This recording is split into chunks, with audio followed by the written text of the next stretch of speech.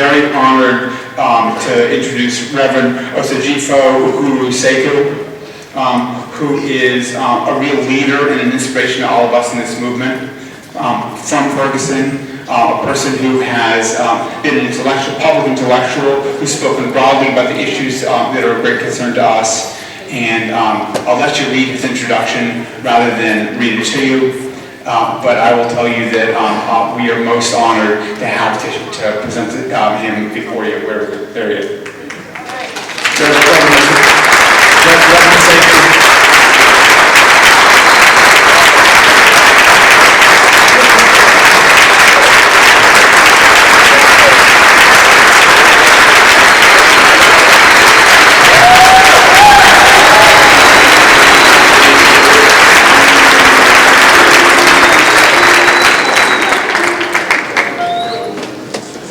Well, I guess we've had church, so it's time for me to preach.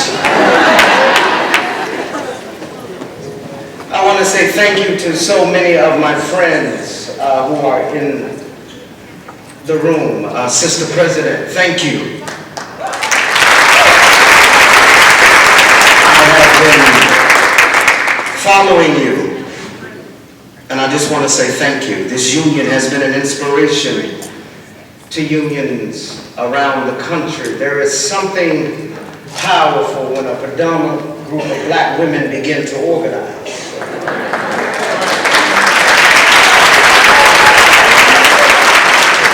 It makes the powers tremble when sisters say that they're not going to take it no more. And then to Sister Audrey, who has spent a tremendous amount of time getting me here. I'm a bit slippery. So she made sure I got here, and they have treated me well. And to Sister Stephanie and all the folks I broke bread with tonight, and then my dear brother, Reverend Otis Moss III.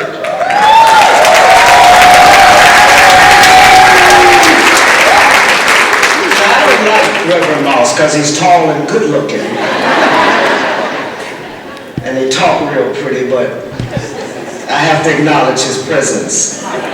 And in part because of his father, who has been good to me.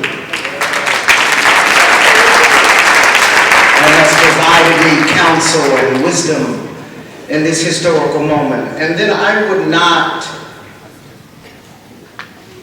would be foolish not to honor the presence of Sister Carruthers. The Black Youth Project has represented the best of the prophetic tradition, and I follow her, and I follow her leadership. I get calls all the time, come to Chicago and organize. So, I follow their leadership.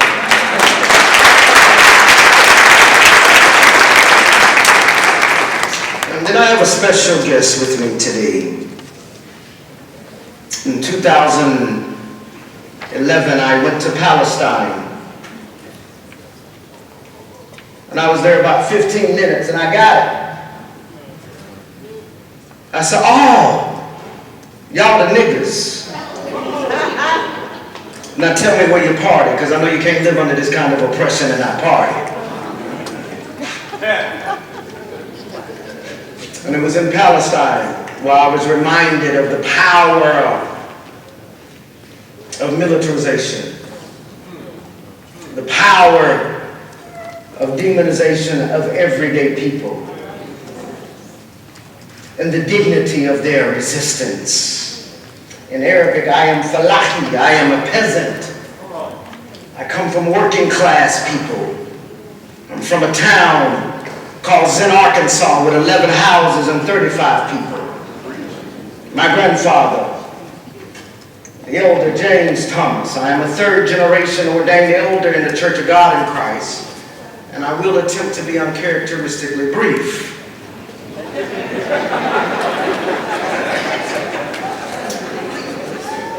But I want to raise the name of our sister and fellow freedom fighter, Rasmia Ode.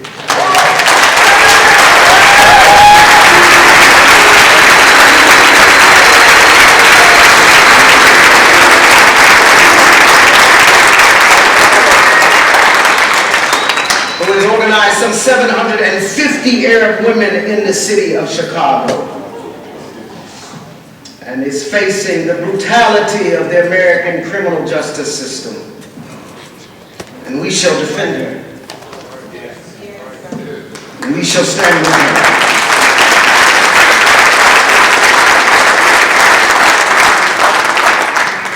So I want to take a few moments, and then I will get out your way. I promised the young folks from what was that School of Arts? I just took a picture with y'all. Where are they? Where them babies at? I promised them I wouldn't bore them to death. And I'm going to get out y'all way soon. But I begin with you because we have high expectations of you.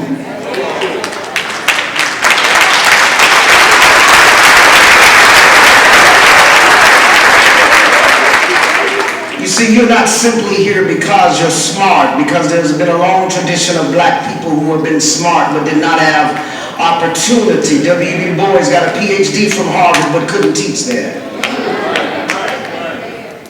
And so it's not simply because you're smart, but because you're a part of a noble tradition of struggle that made this possibility. Somebody willed you here. Hebrews 11:1 says that faith is the substance of things hoped for, the evidence of things not seen. Some slave on some plantation prayed you into existence.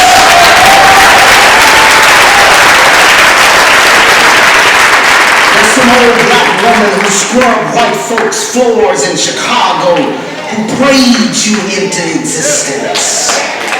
That you are the substance of what they hope for and the evidence of what they cannot see.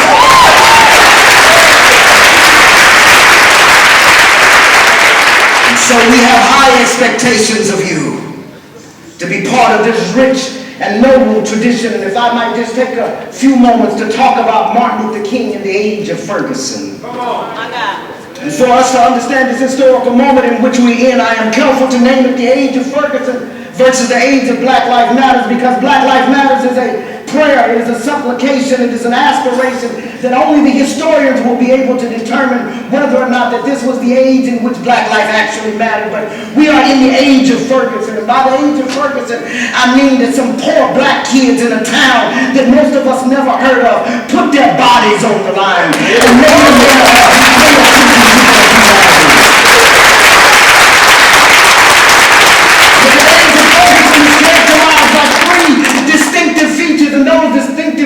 about the occupation of public space. And so our Tahrir Square was West Florissant in Ferguson. And that part of understanding the age of Ferguson, one cannot understand the age of Ferguson without situating it within the broader context of an economic collapse that begins in 2008. And when we see the emergence of the Arab Spring and Occupy Wall Street, it's about the occupation of public space, because it is a rejection of the neoliberal formation that is preoccupied with privatization, individualization, and militarization.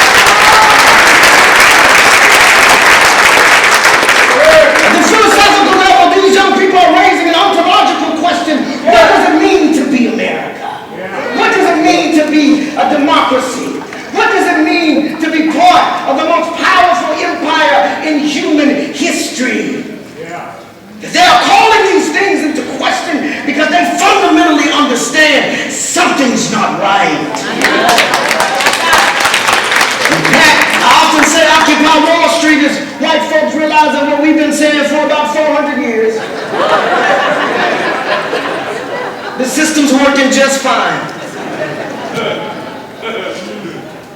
Just not for the majority of us. So they called into question these structural identities and the ways in which we've struggled to enter in certain forms, and the way in which our understanding of this moment has to do with that it has a different set of political orientations. And so part of those political orientations has to do with the emergence of the thing Black Lives Matters. Beginning in the era and the time of the death of our son, Trayvon Martin. And that part of our struggle, part of being black in America, is to wrestle with a certain form of existential angst. It's part of being black in America is trying to make some sense of this institution and this place that is preoccupied with the disciplining of our bodies. And so 3 black women started a phrase, Black Lives Matters, which is interesting. We live in a moment where America is so recalcitrant that the stating of the obvious is a revolutionary act. Police brutality, particularly the demonization of transgendered folks. Inherent in this particular political moment is a queer, womanist, anti-capitalist, anti-imperialist assessment. There's a level of analysis that we have not seen heretofore that is being embodied by these young people. And so part and parcel of our understanding of who Martin Luther King has to be set against this historical backdrop. And let us be clear that oftentimes, I go around the country and people often tell me, Brother Quinn, that, they march with Martin Luther King. Now, I'm a child of SNCC. I was trained at the Highlander Center. My godfather was one of the founders of SNCC. So I know most of the people, literally, who were on the bridge. And everywhere I go over in the country, people tell me that they were on the bridge. Now, if all the people who was on the, say they was on the bridge, was actually on the daggone thing, it would have collapsed.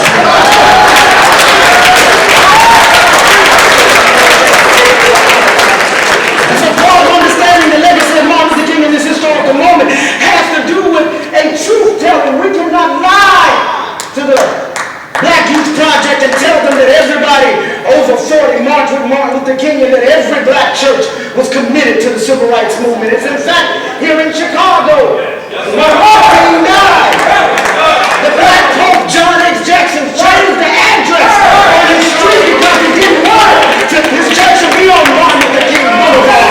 We have to tell the truth to these young people.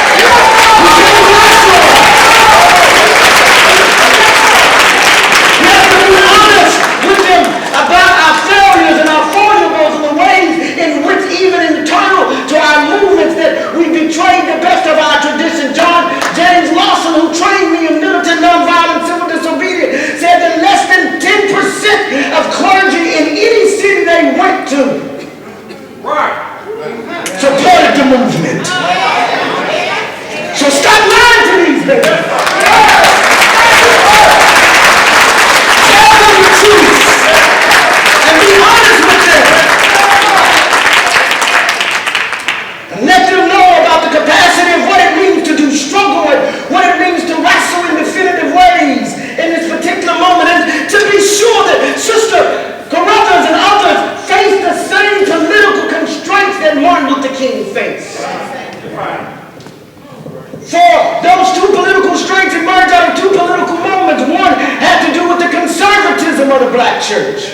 And I'm not trashing the black church. I love the church. It made me who I am. Miss Roberta produced me. And so I often say I'm the black church's second most critical son. Second only to the great James Baldwin. That queer black man who wrote our pain into existence. So we cannot lie to them and be honest about the constraints in terms of the conservatism of the black church and the way in which black religious leaders tend to function like Pharisees and Sadducees. Struggling to negotiate with a power, struggling to negotiate with their people in order to get some of this pain off of their necks. But It is about an accommodation of the empire rather than a prophesying to it.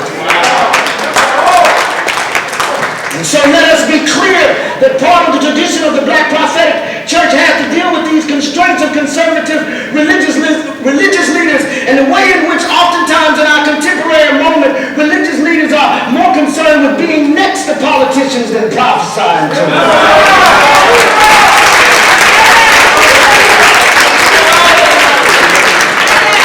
And on that note, I'll simply say, Mayor Emanuel, it's time for you to step down.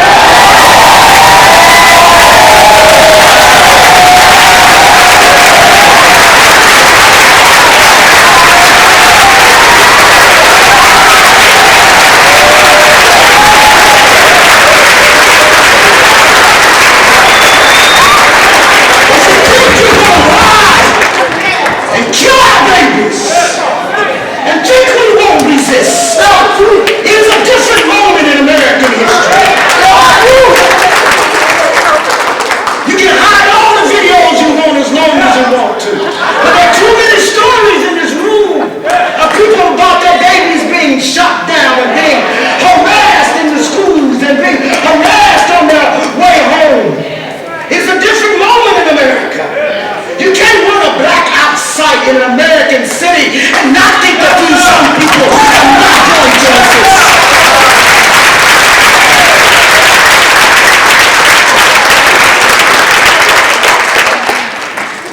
So stand down.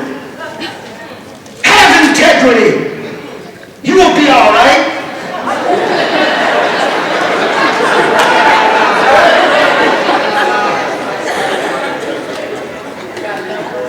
They tell me there's a dinner happening across the street now, downtown, where they shall lie on Martin Luther King, and they shall claim his legacy. In addition to the constraints of the black church, King wrestled with the constraints of the Red Scare. He was a democratic socialist. As early as 1951, he writes a love letter to Coretta Scott King over a book that she sent him, Edward Bellamy's socialist utopian novel called Looking Backwards. And King says, my thinking is more socialistic than it is capitalistic. And then my anti-capitalistic feelings came early because I remember as a child seeing people standing in the bread lines. And I wondered how such a rich nation could allow such suffering. That's the Martin Luther King we're talking about. The Martin Luther King who came out facing with the constraint of the Red Scare, who came out against the Vietnam War, and every newspaper in the country trashed him. His own board censored him for coming out against that war. The constraint of the Red Scare, fighting communism in Vietnam, him articulating it, combined with communists who were in his family, in his political family, and his own commitment to democratic socialist politics. Constraint. And so Sister Carruthers has a constraint.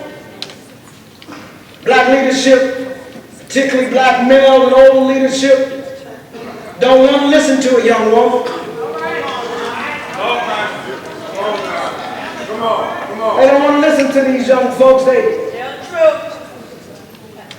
I know none of y'all in here, but preachers and the other thing. They don't want to listen to young leadership because it's an affront to them. Shame, constraint, conservatism, and then oftentimes we're called terrorists, those of us who engage in non-violent civil disobedience. Shame, constraints. And all we're saying to the nation is that you, as King would say, you should be true to what you said on paper. Right. You should be true to it. You should honor the life and the legacy of these young people who have come. In Ferguson, they made a way out of no way. No non-profit industrial complex. No strong organizing culture. Just some poor black kids. And it's not going to look like the way we used to it looking. In fact, it doesn't look like the way we say it looked anyway.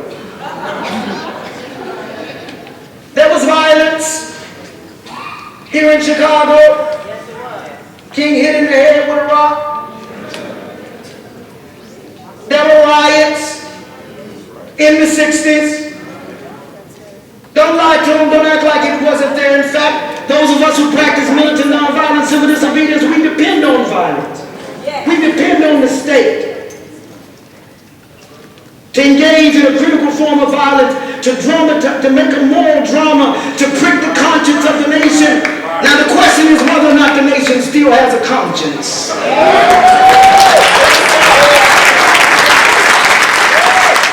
But they are faced with the same constraints, same political formations and political landscapes. And part and parcel of what their analysis is, Sister Carruthers, she's been to Palestine. She understands that the same forces that are at work against Palestinian babies are the same forces at work against the babies in Ferguson. The same company that makes the tear gas that was shot at me in Palestine in 2011 is the same company that makes the tear gas that was shot at us in Ferguson. The majority of the police forces in the greater St. Louis region were trained by Israeli soldiers. They ran Israeli tactics on us in Ferguson. I'm not talking about what I read, I'm talking about what I lived. And so those same forces at work killing children in Palestine are the same forces at work here. Van der Myers, you may not know that name, who was killed in St. Louis, Missouri, shot over a half dozen times. Second shot broke his finger so he couldn't run. Last shot, a kill shot to the side of his head. The police officer on his secondary worked for a company. GS4 is the same company that runs the prisons in Palestine. And so we have to be clear, in part because Black Lives Matter as a political discourse understands the internationalist connections to the moment in which we live in. Right. And we have to be clear about that. And let me say that oftentimes I want to be clear, I'm not being anti-Semitic. We know. But no government. Let us begin with the fact that all governments are immoral. That's why God sends prophets. All governments are immoral, including the United States. And that the task of the prophet, and I'm not reserving that for those of us who are ordained clergy, Black Youth Project, them prophets. Asada's daughters, they are prophets. Because they're reminding America of its moral compass.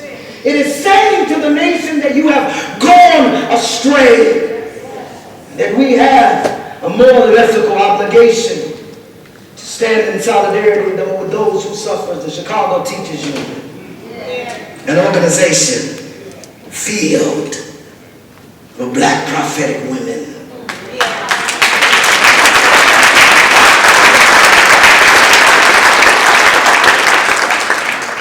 And so then part of our understanding of Martin Luther King and the age of Ferguson has to do with understanding these constraints that these young people face, and has to do with us understanding that it won't look like what we're used to it looking like. It is profane.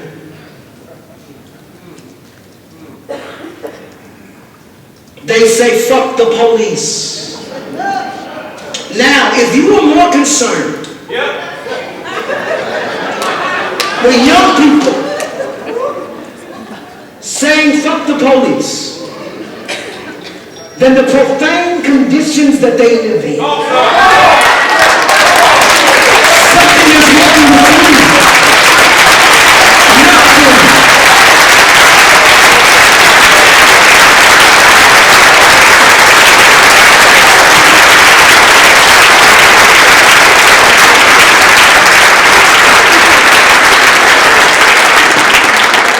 I'm going to take my seat in a moment, but I want to just talk a little. I'm going to come back to these babies, but I want to talk a little to the elders in the room. See, oftentimes I get get in trouble in Ferguson because I won't, the preachers get mad because I won't talk bad about the young people. I won't criticize them publicly. I don't care if they burn the whole town down.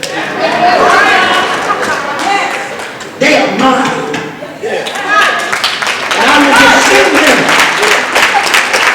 And then for you elders in the room, you may not understand it, it may not make sense to you, but until you fundamentally believe that these are your babies.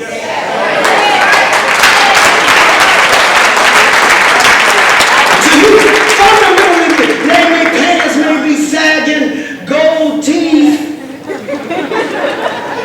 I mean, I don't understand half the rap music. I have to have my sons translated for me. But until you fundamentally believe. You see, that's the tradition that saved me. There was an old woman at 55 years old who took a 6-month-old baby who was not biologically her grandson, but raised me as her own. I don't care what they were doing. Every time they harass one of your children. I just want to say this, something curious to me. I don't understand putting your child out of your house because they're gay. I just don't understand that.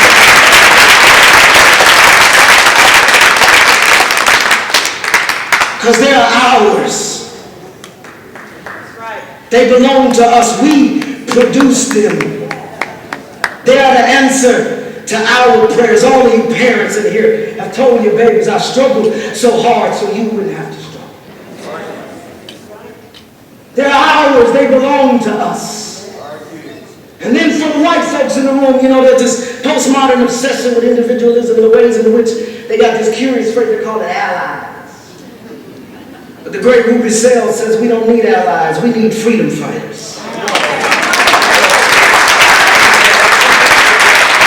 So you see, until white folks believe that Tamir Rice is their son, until white folks believe that racism has put you in moral and spiritual danger, that we Pentecostals talk about working out your soul salvation.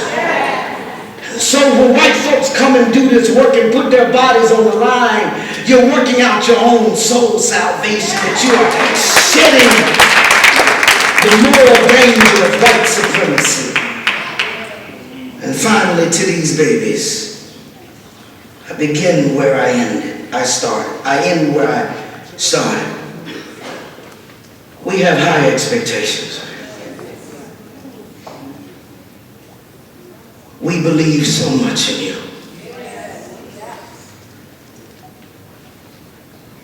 You what we've been waiting on.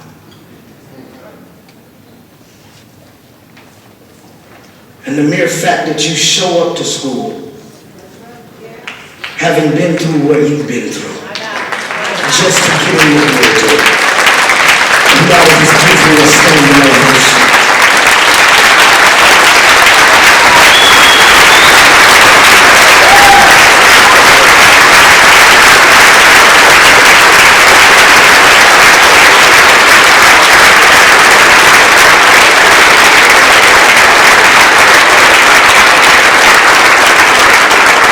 So that you have wind against your back and under your wings of old folks who have come before you. You are not the first generation of black people to catch hell, and unfortunately you won't be the last. But if you're willing to be part of this tradition and put your body on the line for a story older than yourself and bigger than yourself, if you're willing to commit yourself to do the best that you can in decrepit school systems, in the ways in which these decrepit school systems function, not because public education has failed, but because the public has failed education. A preoccupation with testing, a preoccupation with what Foucault would call the discipline and punishing of black bodies. With metal detectors, oftentimes I reject the formulation of the school to prison pipeline because the school itself has become a prison preparing young people to go to jail. They walk through metal detectors. You got the most militarized school system in the history of the United States here in Chicago. That's right. That's right. You young people are facing this kind of militarization, and you're facing a kind of overcrowded school systems in which teachers are reduced to being no more than correctional officers. So the school itself becomes a mirror existentially of the prison, and that the Chicago Teachers Union is struggling against that. And so when these teachers get ready to go on strike, you babies get yourselves together and you get ready to stand with them.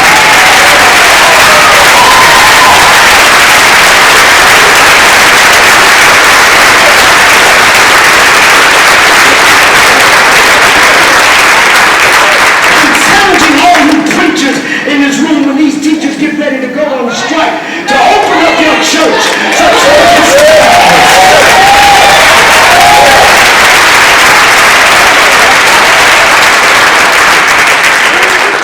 y'all have a school there.